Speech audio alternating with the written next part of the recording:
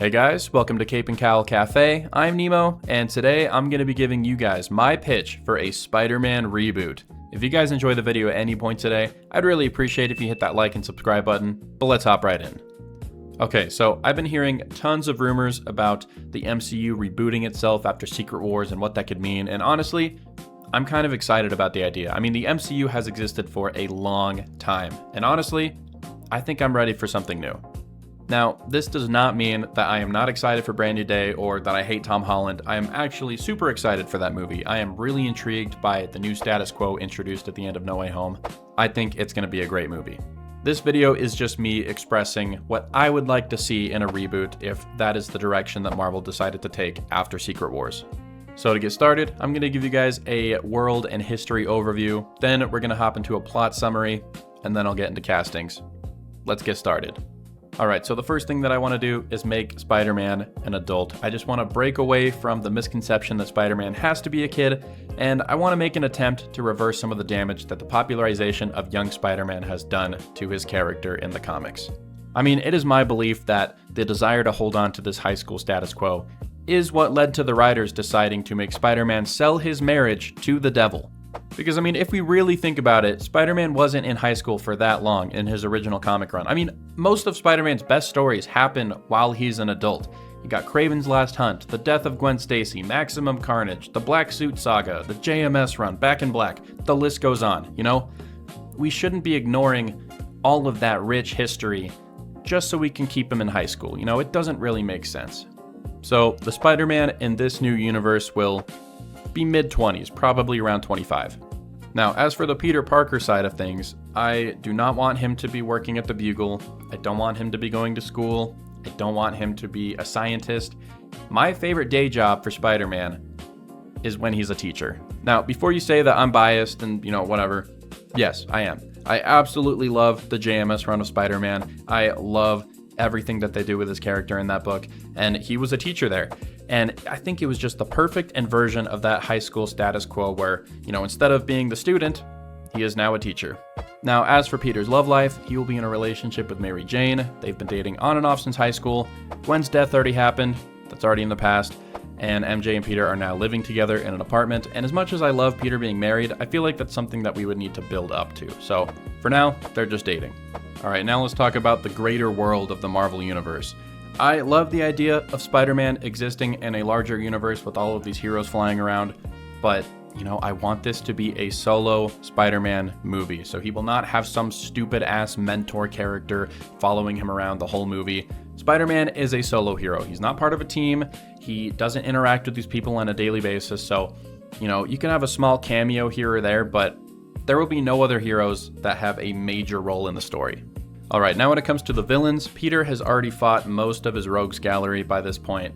Doc Ock, Sandman, Vulture, Shocker, you know, he's fought most of them. This movie would introduce Scorpion and the Symbiote, and I know Scorpion is probably going to be featured in Brand New Day, but I don't care. This is my little headcanon project, so whatever.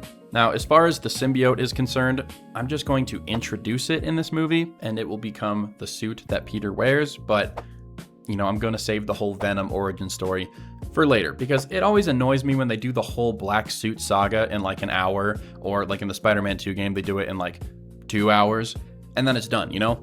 I kind of want it to last a little longer, have the black suit become, you know, more of a mainstay in Peter's life. And this way, the build-up to Peter getting rid of the symbiote will have a lot more payoff later.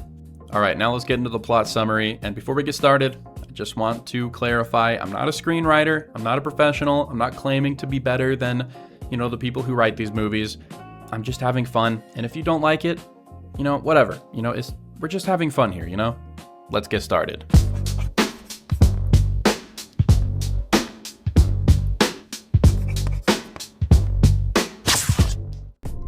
The movie opens in silence, deep space. We see a space shuttle drifting just a little too fast. Alarms slowly start to break the calm. Inside the cockpit is John Jameson, calm under pressure and calling out failing systems as the shuttle begins to lose power. NASA realizes too late that the shuttle is coming down hot. We then cut to New York City, people pointing up as something burns through the atmosphere.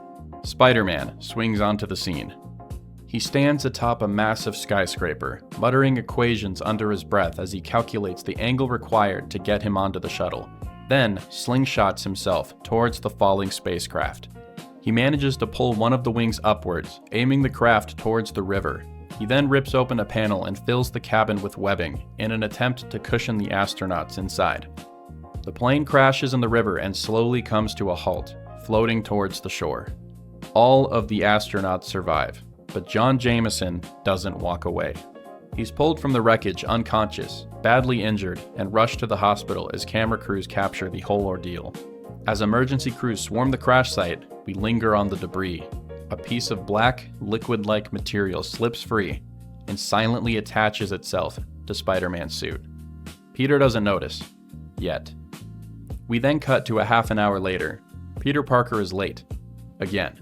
He runs through the hallways of his old high school, tie crooked, coffee spilling, barely holding it together.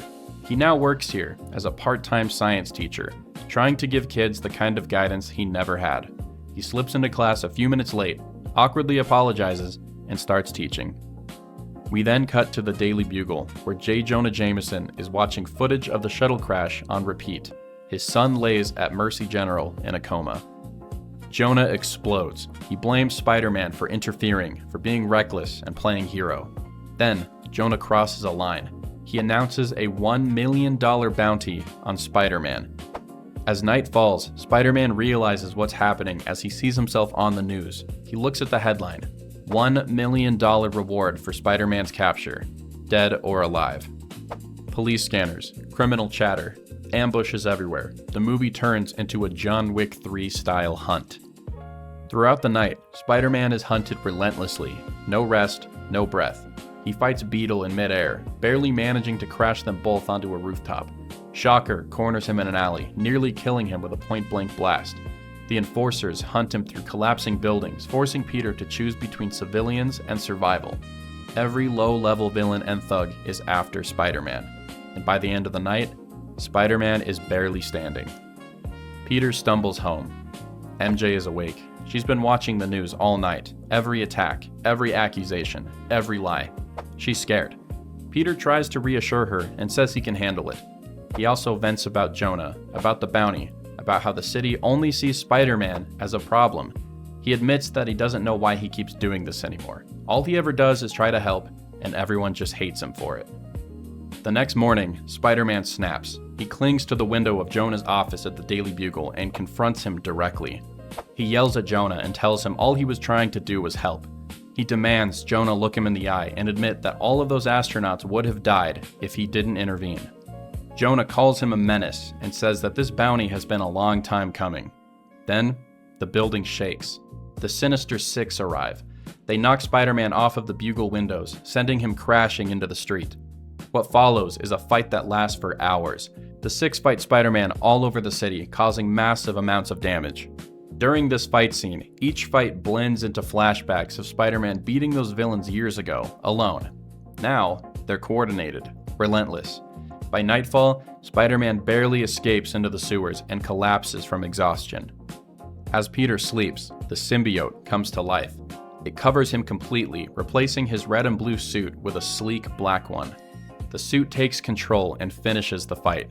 No hesitation, no mercy. The suit takes Peter on an unconscious joyride and takes down every member of the Sinister Six within an hour. It then returns Peter home and places him gently beside MJ, who is already asleep. The next morning, Peter wakes up confused. His wounds are gone, healed. No bruises, no broken bones. Peter reaches under his bed to grab his suit. The suit is black. Peter thinks he might be dreaming. He turns on the TV, and on the news, he sees Spider-Man fighting the Sinister Six wearing a black suit. Panicked, Peter decides to bring the suit to Reed Richards. He throws the suit into a backpack, puts on a spare mask, and jumps out the window. On his way to the Baxter Building, he runs out of web fluid. He plummets towards the unforgiving bedrock of the concrete jungle. But just as he's about to hit the ground, the suit breaks out of the backpack and envelops Peter completely, saving his life. This is the moment where Peter realizes that the suit has infinite webbing. Peter then arrives at the Baxter Building, and Reed Richards informs Peter of the suit's symbiotic nature and that it could be dangerous. Peter claims that he needs every advantage he can get and decides to keep it until this whole bounty thing blows over. Then we cut to a montage of the black suit improving Peter's life in every way. Teaching becomes easier, fighting crime becomes effortless, Peter sleeps better. Peter starts to enjoy the suit. We then cut back to the Daily Bugle, where Jonah Jameson realizes that placing a bounty won't be enough to take down Spider-Man, so he partners with the Kingpin, and together they transform an ex-con named Mac Gargan into the monstrous Scorpion. Jonah informs Mac that the reward is his if he can bring Spider-Man to justice. Gargan heads out into the city to confront Spider-Man. He loses badly. Gargan then returns to Jonah empty-handed, and Jonah refuses to pay. The Scorpion realizes that he can't win a fight against Spider-Man, but he still wants the reward money. So Scorpion kidnaps John Jameson and holds him for ransom. Jonah publicly begs for the release of his son, realizing too late that this was all his fault. Peter sees Jonah's pleas on the news and debates walking away. He thinks to himself, why should I help Jonah after everything he did?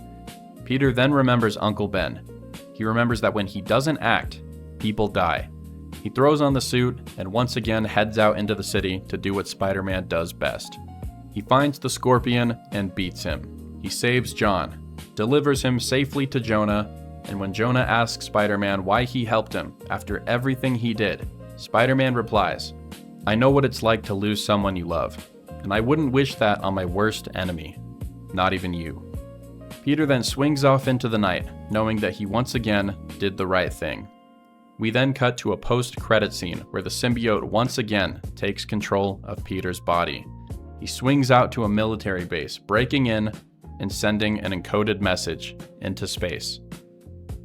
Alright, so this plot summary was very brief. Obviously, there would be more scenes, more interactions with major characters, and the final fight with Scorpion would last a lot longer, but this is just the gist of what would happen. Now, you might notice that I didn't make the symbiote evil, because I want to do something different. We always see stories where the symbiote slowly takes control over Peter, makes him more aggressive, more violent, he lashes out at his loved ones. That's not how it was in the original comic run, and I kind of want to stick closer to that, just because it's something new, something fresh, we haven't really seen it before. So in this movie, I really want to put the emphasis on the bond that Peter is creating with the suit. The suit genuinely loves Peter and does everything it can to make his life easier. So that way, in a future movie, when we have Peter eventually reject the suit, it hits way harder. Now, if you want to add some depth to the suit, you could have an internal monologue where the suit explains how much it enjoys being with Peter, kind of like this panel from Venom War right here. Or you could leave the suit's nature completely unknown, make it more mysterious, and save it for a future movie. Either way, I think we need to extend the length in which Peter has the suit. Otherwise, it just feels rushed.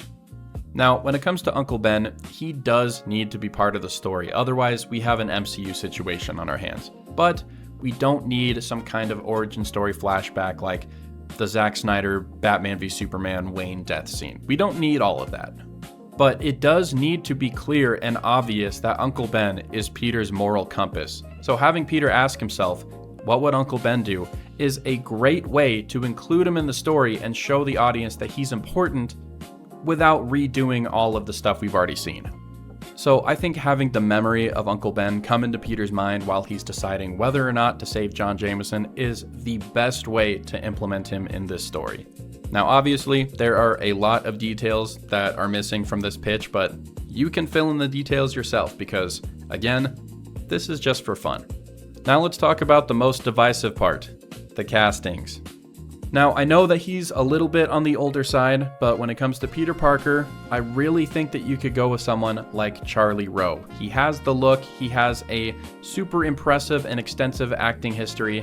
I think he would be a great pick. Like, I know he's 28 and our Spider-Man is going to be around 25, but he still looks pretty young and Spider-Man's an adult here, you know? Who cares? We're not casting for a teenager. Now, MJ didn't have a huge role to play in my pitch. I'm sure she would in a full-length movie, but she could be played by someone like Abby Cohen or Catherine Nick Minara. You probably saw that latter one in some of the later seasons of Arrow. I thought she was decent, you know, they both have the look, they both look good with red hair, so it could be good.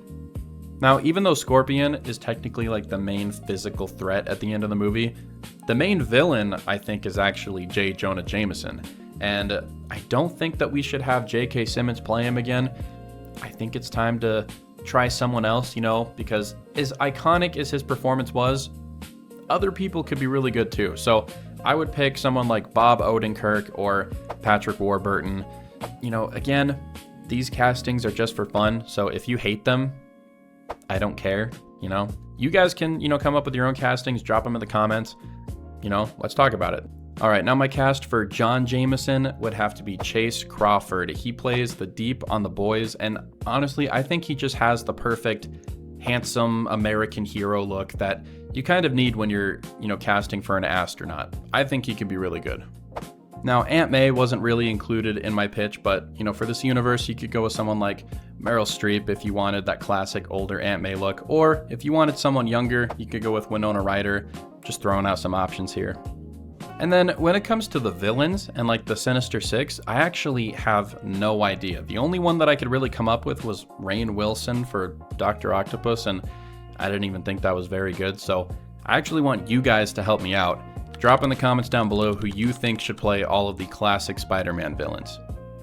But anyway, that's my pitch for a rebooted Spider-Man movie. If you guys enjoyed the video at any point today, I'd really appreciate it if you hit that like and subscribe button and drop in the comments down below your ideas for a reboot. Give me your castings, give me your plot ideas, everything. I want to hear it. I love interacting with you guys, and thank you guys for all your support lately. It really means a lot to me. And also, I totally forgot about the hype feature. I see it all the time, but I forget to mention it. If you guys have that feature available, why don't you just go ahead and hype the video? It really helps me out. But yeah, until next time, I'll see you guys later.